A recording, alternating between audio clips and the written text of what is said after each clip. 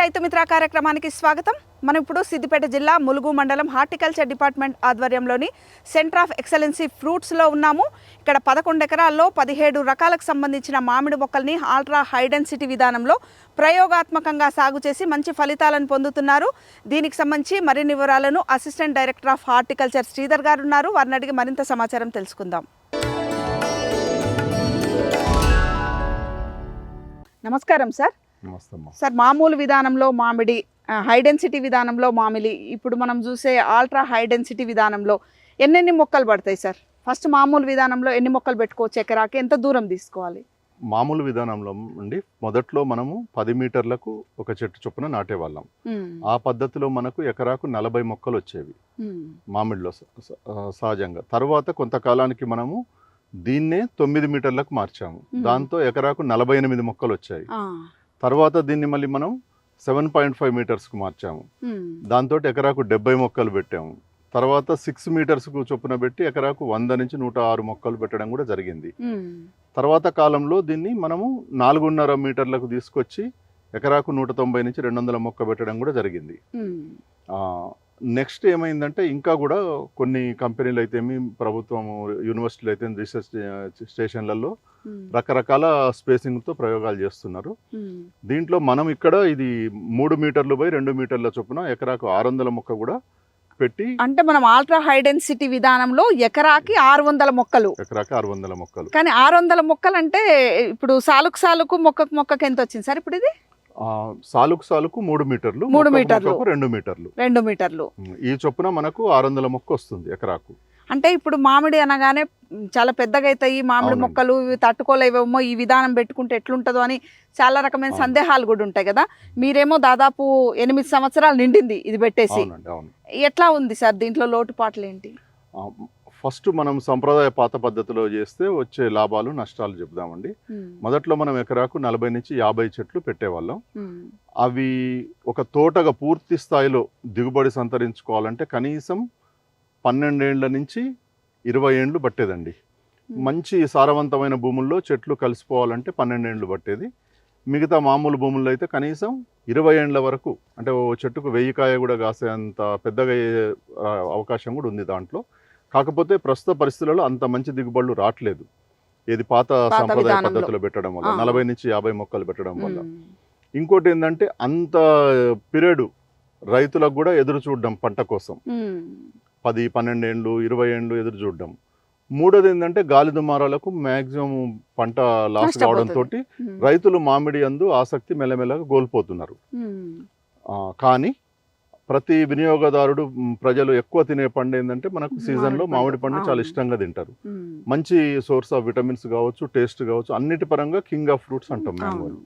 ఈ మ్యాంగోని మళ్ళీ మనం ప్రాచుర్యంలో ఉంచాలంటే రైతుకు అధిక దిగుబడితో పాటు మంచి క్వాలిటీ పండ్లు కూడా రావాలనే ఉద్దేశంతో ఈ హై డెన్సిటీ విధానం రూపొందించడం జరిగింది. సార్, హై డెన్సిటీకి అల్ట్రా హై డెన్సిటీ డిఫరెన్స్ ఏంటి సార్? హై డెన్సిటీ అంటే ఎకరాకు సుమారు 190 నుంచి 200 మొక్క, కనీసం 160 మొక్క, 5 మీటర్ల చొప్పున పెడితే 160 మొక్క వస్తుందండి ఎకరాకు. 160 నుంచి 300 వరకు మనం హై డెన్సిటీగా చెప్పుకుంటాం. అల్ట్రా హై డెన్సిటీ అంటే సుమారు ఎకరాకు 600 చెట్లు వస్తున్నాయండి. దీంట్లో ఏంటంటే మనకు కొన్ని సమస్యలు ఉన్నాయి, కొన్ని లాభాలు కూడా ఉన్నాయండి. సార్, ఇప్పుడు మీరు చూస్తే ఇప్పుడు ఎన్ని ఎకరాలలో ఈ అల్ట్రా హై డెన్సిటీ విధానంలో చెట్లు పెట్టారు, ఎన్ని రకాలు పెట్టారు? మనం సుమారు 11 ఎకరాల్లో పెట్టడం జరిగింది. ఇక్కడ ఆల్మోస్ట్ మనం 17 రకాలు దీంట్లో నాటించడం జరిగింది. సార్, ఇప్పుడు మీరు పెట్టి 8 సంవత్సరాలు దాటుతుంది కదా, 4వ ఏడాది నుండి దిగుబడి స్టార్ట్ అయింది కదా, దిగుబడి ఎట్లా ఉంది సార్ వీటిది? దీంట్లో అండి మేము అబ్జర్వ్ చేసినంత వరకు చెట్టుకు సుమారు ఒక 10 కిలోలు తీసినా కూడా మనము 6 టన్నుల వరకు తీయొచ్చండి. అంటే మేము కొంత సియాన్ స్టిక్స్ మేము పుల్లలు అంటుకట్టడానికి వాటన్నిటికీ వాడుతుంటాము. కానీ గరిష్టంగా మేము అబ్జర్వ్ చేసింది 600 మొక్కలో కనీసం చెట్టుకు 10 కిలోలు తీయొచ్చండి. అంటే ఒక 40 కాయలు తీసినా కూడా 1/4 కిలో, అంటే ఒక 250 గ్రాములు కాయ చొప్పున వేసుకుంటే కూడా మనకు ఒక 10 కిలోలు ఈజీగా దిగుబడి వస్తే ఎకరాకు 6 టన్నుల దాకా దిగుబడి తీసుకునే ఆస్కారం ఉంది. సాంప్రదాయ పద్ధతిలో 6 టన్నుల దిగుబడి చేరే అవకాశం లేదండి. మన భారతదేశంలో యావరేజ్ చూసుకున్నట్టయితే 2.4 టన్సే పర్ ఎకర్. కాబట్టి ఇది అట్లా చూస్తే ఇది బాగా లాభదాయకంగా ఉంది. కొంచెం దూరం పెట్టి ఎకరాకు 300 చెట్లు పెట్టినా చెట్టుకు మనం 20 కిలోల వరకు తీసుకునే ఆహా. అవకాశం ఉంది. కనీసం ఒక 80 కాయ కనుక తీయగలిగితే 20 కిలోలు వచ్చినా అట్లా కూడా మనం 5 నుంచి 6 6 టన్నులు టన్నులు వస్తుంది. దిగుబడి సాధించడానికి ఆస్కారం ఉంది. ఎందుకంటే మ్యాంగోలో ఇంకా అంతకంటే ఎక్కువ దీంట్లో దిగుబడులు కానీ మంచి అంటే అధిక ఆదాయం కానీ వచ్చే మార్గాలు కనపడట్లేదు సాంప్రదాయ పద్ధతిలో. సో ఎక్కువ చెట్లు పెట్టుకొని మనం కరెక్ట్ టైంకు ప్రూనింగ్, దీంట్లో ఉన్న సమస్య ఏంటంటే ప్రూనింగ్ చేసుకోవాలి ఖచ్చితంగా ప్రతి సంవత్సరం. సార్ ఇప్పుడు మీరు 8 సంవత్సరాలు దాటింది కదా ఈ మామిడి తోట పెట్టేసి అల్ట్రా హై డెన్సిటీలో పెట్టినప్పుడు ఎంత వయసు మొక్క పెట్టిరు సార్? దిగుబడి ఎప్పటి నుంచి స్టార్ట్ అయింది? మనం పెట్టింది సంవత్సరం లోపు వయసున్న మొక్కే అండి. ఇవేంటంటే మనము చిన్న మొక్కలు పెట్టడమే కరెక్ట్ అల్ట్రా హై డెన్సిటీలో. ఎందుకంటే మనము దీన్ని ట్రైనింగ్ ప్రూనింగ్ చేయాల్సి ఉంటుంది, ఒక క్రమ పద్ధతిలో కత్తిరింపులు చేయాల్సి ఉంటుంది. మరీ పెద్ద మొక్కలు పెడితే ఏంటంటే మనం అనుకున్నట్టు షేప్ తీసుకురావడం కష్టమవుతుంది. సో మనము ఎన్ని కొమ్మలు ఉంచుకోవాలి ఏంటి అనేది అన్ని కూడా పరిగణలోకి తీసుకున్నట్టయితే చిన్న మొక్కే దీంట్లో బాగా సక్సెస్ఫుల్ గా ఉందండి. ఏడాది లోపు మొక్కనే పెట్టుకోవాలి మొక్క అల్ట్రా హై డెన్సిటీకి ఎవరైనా రైతులు వెళ్ళాలంటే. బాగుంటుందండి. అట్లా దిగుబడి పరంగా ఎట్లా ఉన్నది? దిగుబడి పరంగా కూడా బాగుంటుందండి, ఎందుకంటే పెరుగుదల కూడా బాగుంటుంది. మొక్క ఏంటంటే ప్యాకెట్ల కంటే మనం భూమిలో పెరగడమే మనకు శ్రేయస్కరం. అదొకటి దీంట్లో ఉన్న అడ్వాంటేజ్ అండి. మామూలు విధానంలో ఎకరాకి ఎన్ని టన్నులు దిగుబడి వస్తుంది? ఇప్పుడు మనం అల్ట్రా హై డెన్సిటీలో ఎట్లా వస్తుంది సార్? ఇది అల్ట్రా హై డెన్సిటీలో అండి సుమారు మా ఎక్స్పెక్టేషన్స్ ప్రకారం, మేము చూసిన దాని ప్రకారం చెట్టుకు 10 కిలోలు తీసినట్టయితే 600 చెట్ల మీద మనకు ఒక 6 టన్నులు అనేది ఒక సుమారు అంచనా అండి. ఇది ఒక 5 నుంచి 6 టన్నుల వరకు అయితే దిగుబడి సాధించడానికి పూర్తి ఆస్కారాలు ఉన్నాయి. రెండోది ఏంటంటే ఎకరాకు 300 చెట్ల వరకు పెట్టుకున్నట్టయితే మనం చెట్టుకు 20 కిలోల దాకా కూడా తీయడానికి ఆస్కారం ఉందండి. అలా తీసినట్టయితే కూడా మనకు 5 నుంచి 6 టన్నుల దిగుబడి అనేది మామిడిలో సాధ్యం అవుతుంది. మేము కొంత కత్తిరింపులు పుల్ల అంటే మనం సియాన్ స్టిక్ అంటు కట్టడానికి కూడా తీసుకుంటాం కాబట్టి అన్ని కొమ్మలు ఫ్రూటింగ్ రాకపోవచ్చు. కానీ మేము అబ్జర్వ్ చేసినంత వరకు కొన్ని హైబ్రిడ్లు, కొన్ని వెరైటీలు మాత్రం దీంట్లో చాలా బాగా పనిచేస్తున్నాయండి ఈ పద్ధతిలో. సార్ ఇప్పుడు మేజర్ కొన్ని సమస్యలు ఉన్నాయి, కొన్ని మంచి కూడా ఉందన్నారు కదా, ప్రధానంగా ఎటువంటి సమస్యలు దీంట్లో ఎదురవుతాయి? సమస్యలు ఏంటంటే అండి, ప్రతి సంవత్సరం ఖచ్చితంగా కత్తిరింపులు చేసుకోవాలి. కత్తిరింపులు చేసుకోకపోవడం వల్ల ఏంటంటే ఒకదాని నీడ ఎక్కువ పడుకుంటూ మనకు పూత కొంత సమస్య కావడం ఇట్లాంటివి ఉంటుంది. సస్యరక్షణ చర్యలు కూడా క్రమ పద్ధతిలో చేపట్టాలండి. లేదంటైతే బాగా గుబురుగా ఉన్నట్టయితే కొంత గాలి వెలుతురు ఏదైతే చీడపీడల తాకిడి కొంచెం ఎక్కువ వచ్చే ఆస్కారం ఉంటుంది. అందుకే ఒక క్రమ పద్ధతిలో మనం సస్యరక్షణ చర్యలు చేపడుతూ ఉంటే చాలా వరకు దీంట్లో మనం సక్సెస్ అవ్వడానికి అవకాశం ఉంది. అంటే కొమ్మ కత్తిరింపులు ఎన్నిసార్లు చేయాలి సార్? దీంట్లో సంవత్సరానికి ఒకసారి అండి. ఒకసారి సరిపోతుంది? సరిపోద్ది. మనం జూన్ లో పంట అయిపోగానే తొందరగా చేసేయాలి. చాలా వరకు లేట్ చేస్తాం. అట్లా లేట్ చేయకుండా జూన్ లోనే చేసినట్టయితే మనకు కొత్త చిగురు రావడం, దానికి మనకు నవంబర్ డిసెంబర్ లోపు ఒక 5 నెలల టైం ఉంటుంది దానికి పూతకు.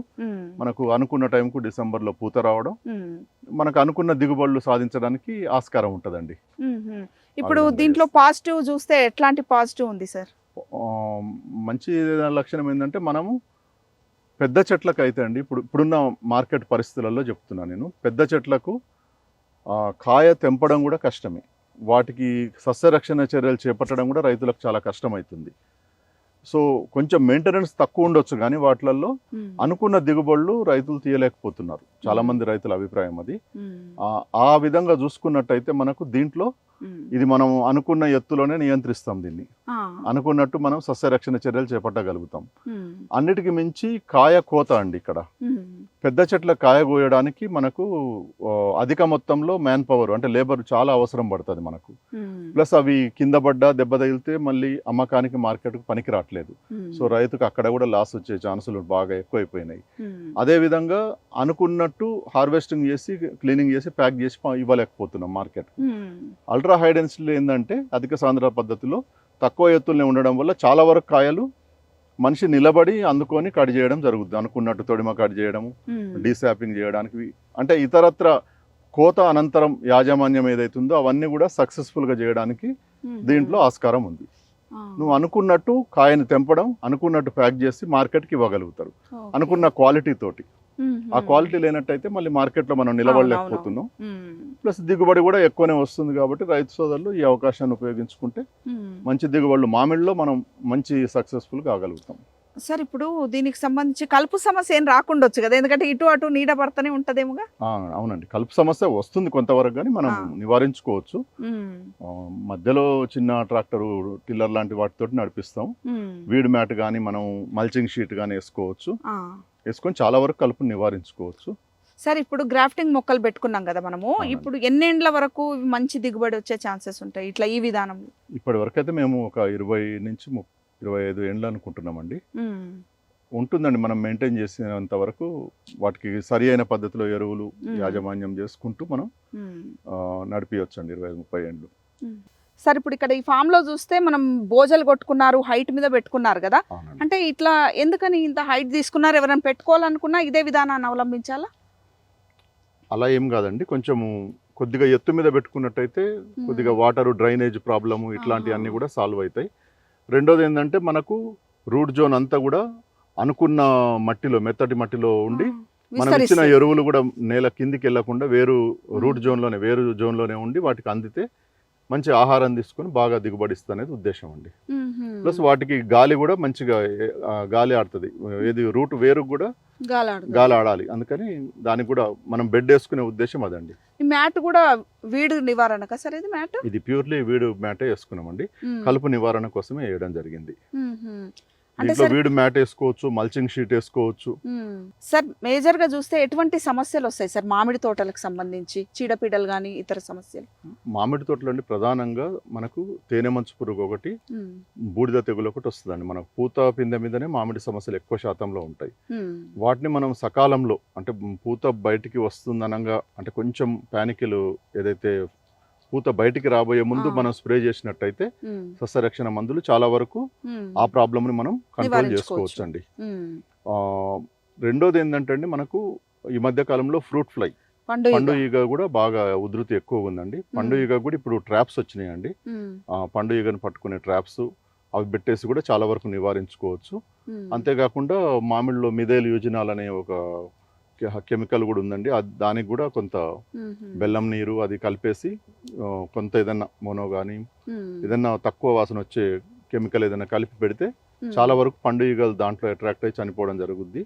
ఎందుకంటే రానున్న కాలంలో పండు ఈగే పెద్ద సమస్యగా మారింది. మనం మ్యాంగో ఎక్స్పోర్ట్ చేసిన ఏదైనా నూజివీడు ప్రాంతంలో చూస్తే సార్ వెనకటి చెట్లన్నీ పెద్దగా అయిపోయినాయి, పెస్ట్ కంట్రోల్ చేయలేక చెట్లను కొట్టేసుకునే పరిస్థితి వచ్చింది. చెట్లు ఏమో పెద్దగా ఉంటాయి, కాయ తెంపలేరు, గాలి దుమారాలు వస్తే రాలిపోవడం, ఒక పక్క పండు ఈగ.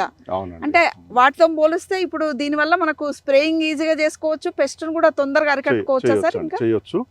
అంతేకాకుండా ఇంకొక యాజమాన్య పద్ధతి కూడా కొత్తగా మనం అందరం చాలా మంది రైతులు చేస్తున్నారు. ఇప్పుడు ప్రతి పండుగ కూడా కవర్ కడుతున్నారండి. అయితే ఏంటంటే ఇప్పుడు మనం పండుగ నుంచి ఒకటి ప్రొటెక్షన్ దొరుకుద్ది. ఈ కవర్ కట్టడం వల్ల మామిడి మంచి క్వాలిటీ కలర్ వస్తుందండి. ప్యూర్ అంటే ఒక రకమైన గోల్డెన్ ఎల్లో కలర్ టర్న్ అయ్యి చూడగానే మార్కెట్లో అట్రాక్టివ్ ప్రైస్ కి మంచి ధరకు అమ్ముడుపోతుంది. సో పెద్ద చెట్లకు కవర్లు కట్టాలంటే రైతులకు ఇబ్బంది అవుతుంది, వాళ్ళు అందినంత వరకు కింద కడుతున్నారు. అదే మనం ఈ పద్ధతిలో అయితే మనం అనుకున్నట్టు కాయకు కవర్ కట్టడం కూడా జరుగుద్ది.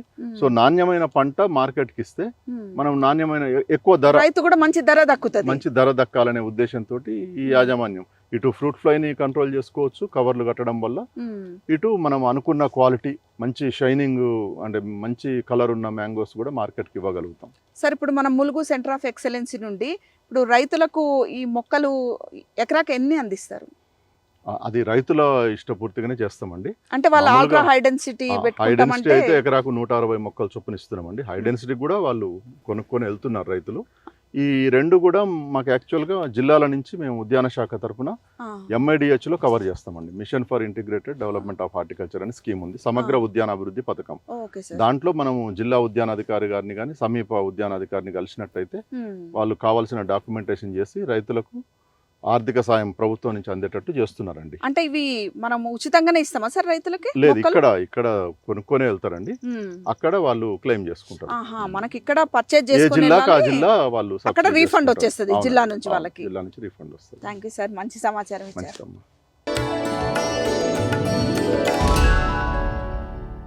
ఇది ఈనాటి రైతు మిత్ర.